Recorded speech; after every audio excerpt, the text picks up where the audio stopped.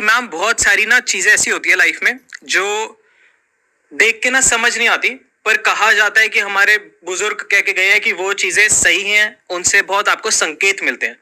तो जैसे कि मैं बचपन का एक किस्सा लूं तो हम कहीं जा रहे थे और एकदम बिल्ली रास्ता काट गई, तो गाड़ी रोक दी पापा ने। आई वाज लाइक कि क्यों रोक दी?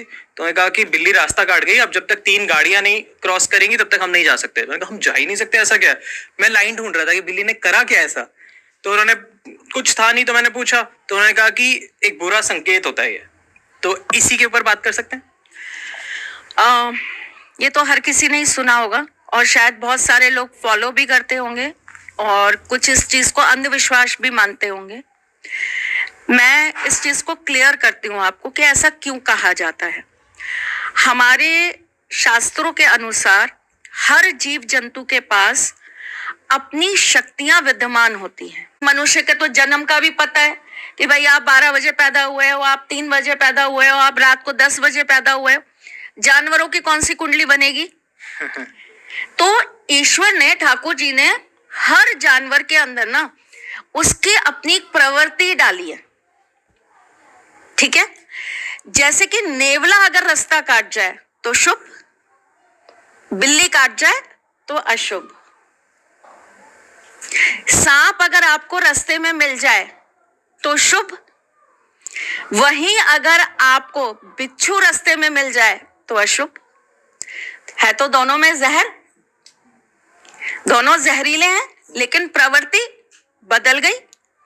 वहीं अगर रात को भेड़िया रोए तो कोई दिक्कत नहीं है, कुत्ता रोए तो मौत आ रही है। और जंगल में अगर भेड़िया रोए तो ऐसा कहते हैं कि वो संकेत दे रहा है कि कोई भयानक जानवर आने वाला है या प्राकृतिक कोई आपदा आने वाली है। तो हर एक जीव जिसके अंदर प्राण है, जिसके अंदर जान है, ईश्वर ने उसको कहीं ना कहीं संकेत देकर ही भेजा है। कौवा आपकी छत पर आके काव काव करे तो मेहमान आ रहे हैं, वहीं चिड़िया आके चहचहाए तो कोई खुशखबरी आ रही है। वहीं अगर आपकी छत पर कबूतर बीट कर जाए तो कहते हैं कि आपको कोई कार्य अटकाव देने वाला है। अगर आपकी छत पे बहुत सारे कबूतर बैठे हैं और उनकी बहुत सारी बीट हो गई तो क्या कहते हैं कि आपके कार्य कहीं ना कहीं अटकने वाले हैं। वहीं अगर उल्लू आकर बीट कर जाए तो आपका रुका हुआ काम बनने वाला है। तो देखिए, हर चीज का ना अपना एक संकेत है और इसी के आधार पर हमारा एक शास्त्र बना है, संकेत शास्त्र। ग्रेट।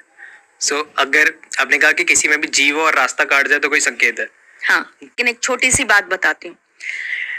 आप लोगों ने कभी अपनी मम्मी या अपने घर में दादी या नानी, पापा, किसी से सुना है कि अगर हम किसी शुभ काम पर जा रहे हैं और हमारे सामने से झाड़ू वाला झाड़ू निकालता हुआ चला जाए, जो सड़क पर झाड़ू नहीं निकालते, जी जी, वो अगर झाड़ू निकालता हुआ चला जाए तो ये बहुत शुभ संकेत है।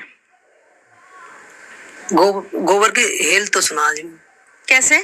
जैसे हम जा रहे किसी कार्य करने के लिए, अगर कोई औरत, माइक प्लीज, माइक अपना ऐसे रखिए। अगर कोई औरत गोबर के जो हेल होती है, जो गोबर के कंडे होते हैं, हाँ, कंडा हो या गोबर हो, अगर वो निकल रही है तो आपका काम जरूर बनेगा या शुभ जरूर बनेगा। और वहीं अगर कोई झाड़ू, जो रेगुलर आपके मोहल्ले में या सड़क पर जो झाड़ू लगाते हैं, हाँ।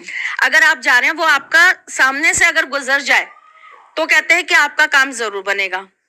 कोई भी हिजड़ा अगर आपके सामने से गुजर जाए तो आपका काम जरूर बनेगा। तो व्यक्ति व्यक्ति के भी संकेत है। Okay, great. और किसी को कुछ, कभी किसी ने देखा है? माता जी अगर कोई छींक दे तो? छींक दे तो अच्छा नहीं मानते। कोई छींक दे तो ऐसा मानते हैं कि अभी आपको कुछ समय के लिए रुक जाना चाहिए, विराम दे देना चाहिए।